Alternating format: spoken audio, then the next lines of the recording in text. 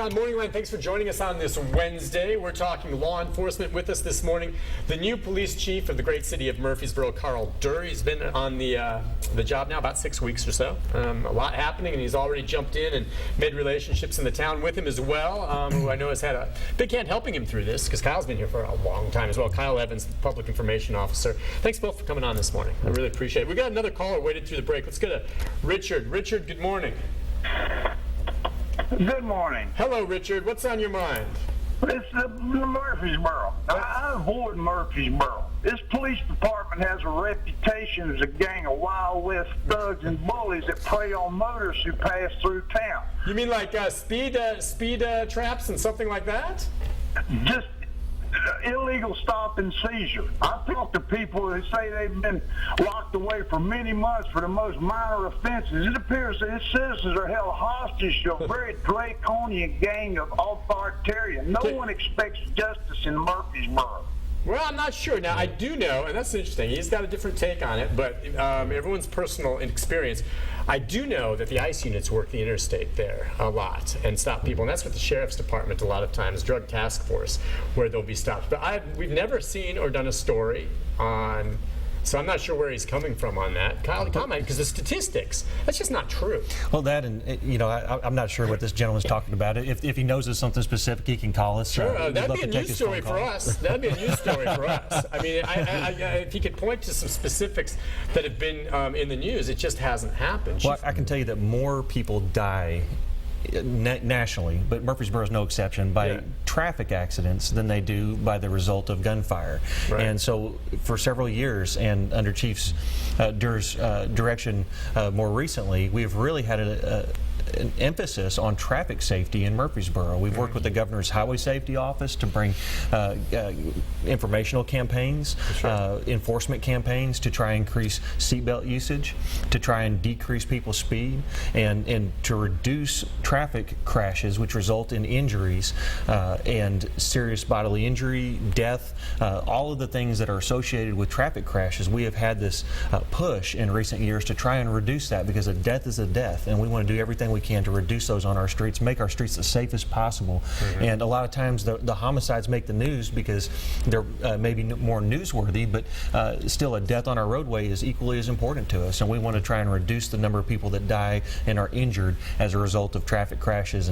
And so, well, statistically too, I think it's gone down, and in terms of the tickets and stuff, I don't know the numbers on all that, but I'll tell you this: the traffic has picked up considerably there, just as it has here in Nashville with the growth. There's a lot of growth along those lines. So, when he talks about, or you talk about traffic, red light cameras.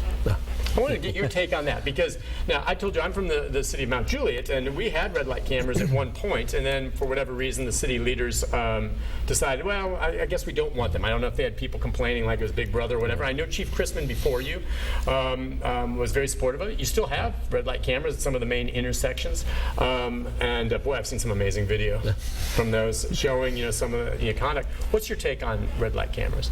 I'm in supportive of it, because anytime we can change the driver's behaviors, because we know at our intersections that's most likely to cause serious bodily injury or death. And for us to enforce intersections with officers, either motor officers or vehicles, it takes a couple to do it, and it's very labor intensive.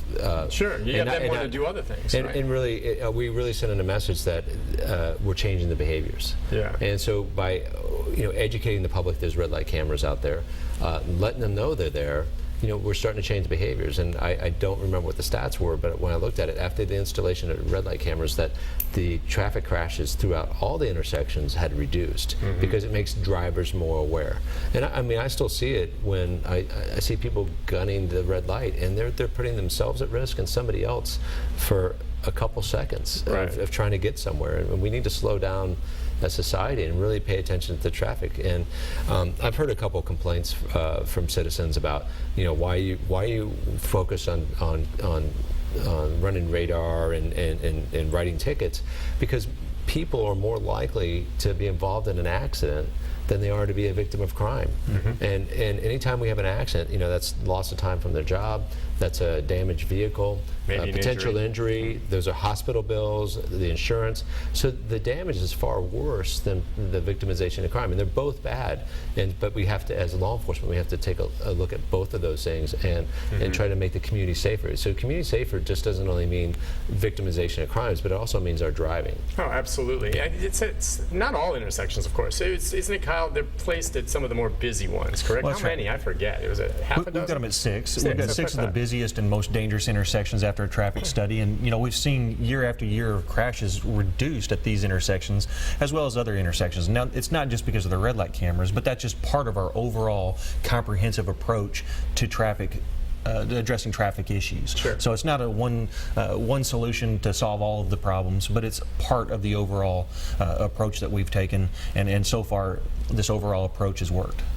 Another part of the city that we've talked about has grown so much is the university there, MTSU, which really, you can make the argument, it's even bigger than UT if you count all their students, which in the University of Tennessee in Knoxville is huge. But I'm wondering, just the relationship between the Murfreesboro Police Department and the campus police there, and Buddy Peaster, I guess you've probably met Buddy Peaster and Andrew Ottman over there, who's terrific. How have your conversations been with Buddy and the whole idea of cooperating when things sometimes happen on campus? Our take is to be collaborative with everybody that we work with, because it takes partnerships in order to be successful. They need to partner with us, and not just the police department, but the university in general. So I see a lot of cooperation with the university and the city of Murfreesboro. I mean, it's separate, right? If something happens on campus, a lot of times campus police will handle it. When does it escalate to the point that you guys would be brought in? I'm just curious how. I mean, do you have a take on when you want to be brought in? I think that's up to the chief, and meaning that they would call you. Well, or if it's something, I don't want to sit there and wait and have everybody call me for something. But I think the officers out in the field, the supervisors, they have a good feel of when their resources are being overwhelmed, or when they need assistance, and we're there to help provide assistance whenever needed. And because it's that partnership, we are part of the community. MTSU is part of Murfreesboro, and we need to work together. Yeah, I mean, the resources you have, I mean, they're limited to what they have. They have a good force there. What was it, 3-4 years ago when there was a shooting on campus? Oh, that's right. You ended up going in and having to be the PIO handling all of that because there was so much craziness going on. That's right. Like Chief said, it's a team effort. It's a team approach, but not just on the reactionary side. We work well with their police on the crime prevention side. We try and a lot of students live off campus, and the most common victim of a college student is going to be for some type of vehicle burglary or theft of their textbooks, believe it or not, electronic items. So we try and work with campus police to let all the incoming students know ways to avoid becoming the victim in the first place. We also have a rape aggression defense program where it's a self-defense issue where we train women on how to fend off and avoid attacks from would-be rapists or attackers. And we work with the physical education department and the MTSU police department to train and teach women these strategies. So it's not just a reactionary involvement as most of the time is seen, but we're also on the front end trying to prevent students from becoming the victims of crime to begin with. Yeah, I think it's great. It's preventable. A lot of that can be prevented. I was seeing and talked to him the other day, actually. The sheriff in Rutherford County, Robert Arnold, has gone before the county commission to ask for, I think he wants like 40 new deputies to work the jail, another 20 to work patrol. So he's asking for more. He's probably going to get 12. I mean, the truth is the money and how tight it is, but everyone needs more. At some point, I guess, there's the city budget, and you'll deal with the city council and the city manager. What do you see right now as the needs? And you may still be getting a feel for it, obviously, but as the city grows, I mean, you're going to need more law enforcement officers, aren't you? Yeah, we're going to need more law enforcement officers, but there's other parts of the as the city grows, there's other areas of the organization that needs to grow too. Yeah, give me some ideas. What do you think on what? I mean, part of it is just, with everything going on, one of the things that starts exploding is our property room. Okay. And managing that, and that is throughout the country. That's a specialized section now, because that's where all the evidence is, right? That's where evidence is. Found property. Retain that property. When do we send it out? Right now, that's over in records, right? Or is it all moved? That is a smaller room. Yes. And for a city your size, and it is. I've been over there before. I've not been in it, but I've seen it, and. I mean, it's packed. Yeah. And the people that manage that also are managing our records. Yes, and great people there. You know, and I walked in there, and because we're not paperless yet, we have boxes and boxes and boxes of all these offense report forms that are just stacking up, and they're taking up space and storage and everything else. So there's a lot of different areas that we need to move forward in. But yeah, so there's different growths in other areas of the organization that that maybe require civilians and maybe some law enforcement officers. So I think we really have to look and see where we need to put the right people in the right spot. You said electronics, anyways, one way you want to go. That's what all the departments are doing. So how long or how do you become paperless? Is that the ultimate goal? Are we working toward that now?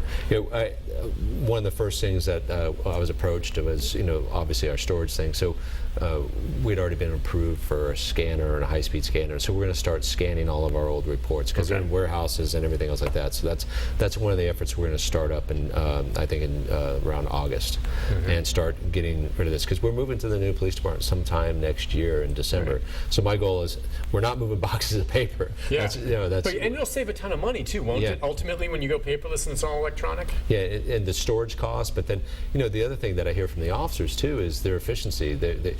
Our officers today are, growing up on computers and typing, and their speed is amazing on those. So we increase their time instead of handwriting everything out. So that all takes time and paper and money.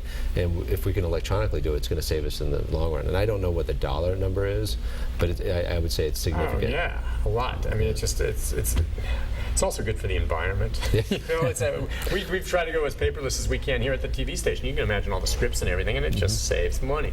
You mentioned about the officers too. How much have you had a chance since you've been here now to start meeting with the rank and file?